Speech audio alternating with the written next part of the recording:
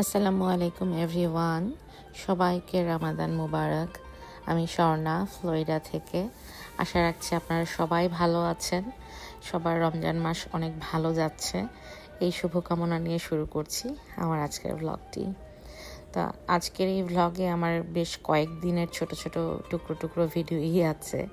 আজকে আমাদের এখানে 12 রমজান কমপ্লিট হলো আলহামদুলিল্লাহ। তো এ পর্যন্ত প্রতিদিনই আমি আসলে সেহরিতে এই চিয়া সিড আর ওটমিল দিয়ে এই মিক্স করে খাবারটা খেয়েছি, সাথে কিছু ফ্রুটস আর মিল্ক। আমার কাছে মনে হয়েছে এটা খেয়ে আমি খুব লাইট ফিল করেছি এবং সারাদিন আমার খুব ভালো কেটেছে। এখন যে ক্লিপসটা, এটা হচ্ছে সপ্তম রোজার দিন আমরা গিয়েছিলাম ঈদ শপিং করতে। গিয়েছিলাম সঞ্জনা আপুর বাসায়। সঞ্জনা আপুর কথা তো আমি আমার আগের ভ্লগেও বলেছি। আপুর একটা পেজ আছে, জার্দিনা বাই সঞ্জনা। তো ঈদ শপিংয়ের জন্য আপু এবার আমাদেরকে ইনভাইট করেছিল আপুর বাসায় যেতে। সেখানেই আপু এক্সিবিশন করেছিল যে যে ড্রেসগুলো আপুর কাছে আছে। তো আপুর বাসাতে গিয়েছিলাম সপ্তম রোজার দিন দুপুর 12টার দিকে। গিয়ে দেখি অলরেডি অনেকেই আছে, পরিচিত মুখ টুনি ভাবি অলরেডি সেখানে ছিল। তো এই তো সঞ্জনা আপু মিষ্টি মুখের হাসি মুখের একজন মানুষ। তো আপুর ওখানে সুন্দর সুন্দর কালেকশন ছিল। আর এবার আপু বলছিল যে সে অনেক বেশি কালেকশন আনেনি নতুন করে, কারণ এবারের ঈদটা সে বাংলাদেশে করতে যাচ্ছে। তার জন্য সে খুবই হ্যাপি অ্যান্ড এক্সাইটেড। তা যা ছিল আপুর আগের কালেকশনের সেটাই আপু অনেক সেল প্রাইজে দিয়ে দিচ্ছে। আপু বলছিল যে স্বর্ণা, এবার আমি যে দেশে যাচ্ছি, দেশে থেকে আসার পর কোরবানির ঈদে অবশ্যই আবার নতুন করে আমি এক্সিবিশন করব ড্রেসের। আমি নতুন নতুন কালেকশন নিয়ে আসবো বাংলাদেশ থেকে। তো এই তো এখানে যা যা ছিল সেখান থেকে আমরা সবাই আসলে শপিং করছিলাম, কম আর বেশি না। আমি আর রুনা আজকে একসাথেই এসেছিলাম। রুনার বাসা হয়েই আপুর বাসাতে আসতে হয়েছে। আর এর মধ্যে ছোট আপুও সোহাকে নিয়ে চলে এসেছে।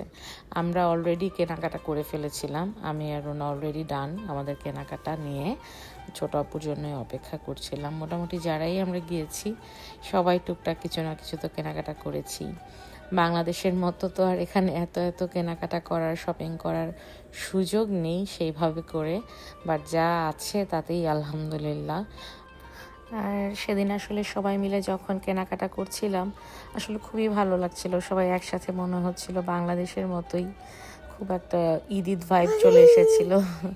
তো এখানে এই তো সঞ্জনা আপু আর আমি দুটো জিনিস কিনেছি আপুর কাছ থেকে। রুনাও কিনেছে, সবাই কিনেছে। তো আপুর পারমিশন নিয়েই পরে আমি আপুর বাসাটা একটু ঘুরে ঘুরে দেখছিলাম আর একটু ভিডিও করছিলাম।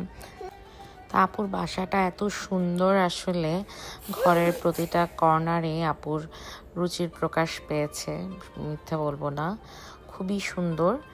আর স্পেশালি যে পেছনের যে প্যাটিওটা আমার ভীষণ ভালো লেগেছে। পেছনের এই ভিউটা, লেক ভিউ, সব কিছুই ভীষণ সুন্দর। তবে বিশেষ করে এই পেছনের রান্নাঘরটা, যেটা আপু আলাদা করে নিজে আবার করে নিয়েছে, এটার কথা বলতেই হবে। আমার খুবই ভালো লেগেছে, খুবই নিট অ্যান্ড ক্লিন। আর একটা ভালো আইডিয়াও পেয়ে গেলাম। আমি নিজেও ভাবছি আমার বাসায় একটা আলাদা করে এমন কিচেন করার কথা। তো খুব বেশ ভালো লেগেছে সেদিন। তো এরপর সেদিন সন্ধ্যায় চলে গিয়েছিলাম মসজিদে ইফতার করতে।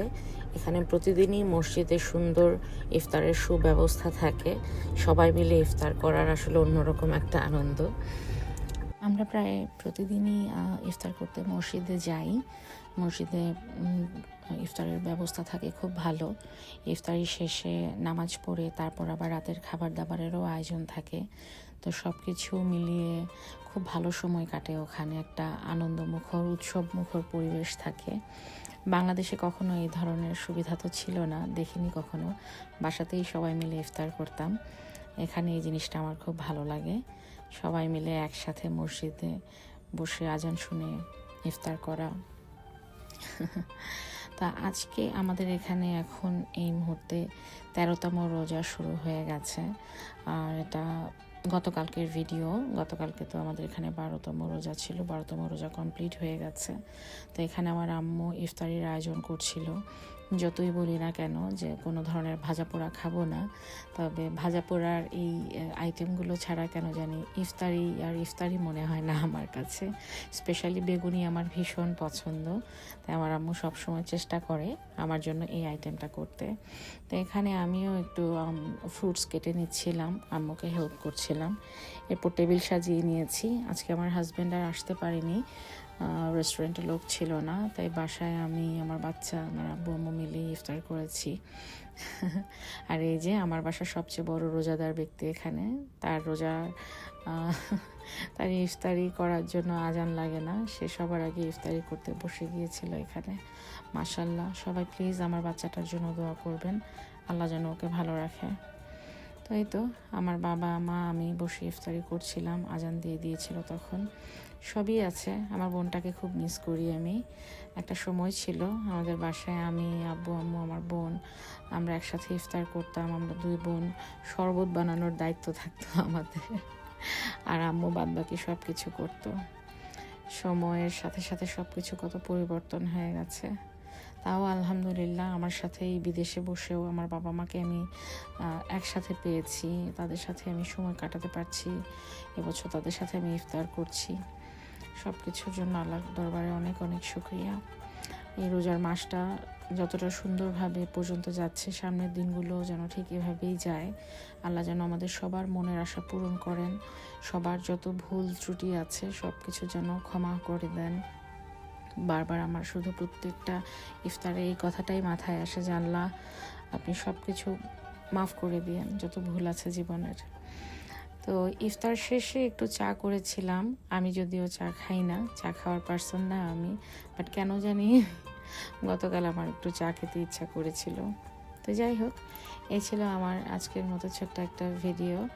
আশা করছি আপনাদের ভালো লেগেছে। সবাই আমার পরিবারের জন্য দোয়া করবেন, যে যেখানে আছেন ভালো থাকবেন। আশা করি আপনাদের রমজান মাসটা ঠিক এভাবেই খুব সুন্দর মতো কেটে যাবে। সবাই ভালো থাকবেন, দেখা হবে নেক্সট কোনো ভ্লগে। Till then, by.